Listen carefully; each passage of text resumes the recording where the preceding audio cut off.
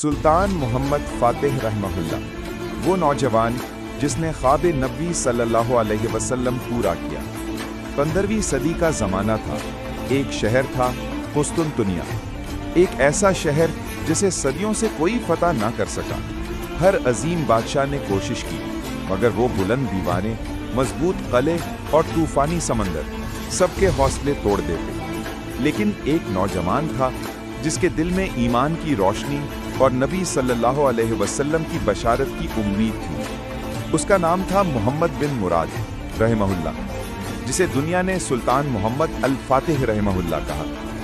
बचपन ही से उसके वालिद उसे कुरान, जिहाद और अदल की तालीम देते। वो कहता, अब्बा जान, एक दिन मैं ही वो शहर फतह करूंगा जिसके बारे में रसूलुल्लाह सल्लल्लाहु अलैहि वसल्लम ने फरमाया था, बेहतरीन लश्कर और बेहतरीन अमीर। जब सुल्तान बना तो उम्र सिर्फ 21 साल थी, लेकिन ईमान और अज़्म किसी पहाड़ से कम न था। कुस्तुनतुनिया के गिर्द समंदर था और दुश्मनों के पास फुलादी जंजीरें, तोपें और किले। मगर सुल्तान ने कहा, अगर रास्ता समंदर से बंद है तो हम खुश्की से कश्तियों को गुजारेंगे। ये वो लम्हा था जब तारीख ने हैरत देखी। सुल्तान ने अपनी कश्तियों को पहाड़ों के ऊपर लकड़ी के रास्ते से गुजार दिया। शहर के लोग हैरान रह गए। इस्लामी लश्कर ने चारों तरफ से मुहासरा कर लिया। दिन रात लड़ाइयां हुई, मगर ईमान कम ना हुआ।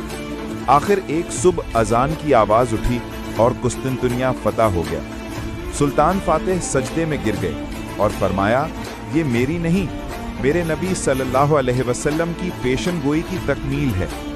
फिर उन्होंने जुल्म नहीं किया, बल्कि ईसाइयों को इबादत की आज़ादी दी।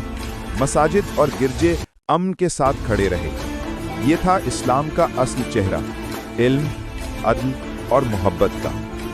आज भी जब इस्तांबुल की फिजा में आज़ान गूंजती है तो लगता है जैसे तारीख पुकार रही हो। ये है ईमान की जीत, ये है नूर की बातें।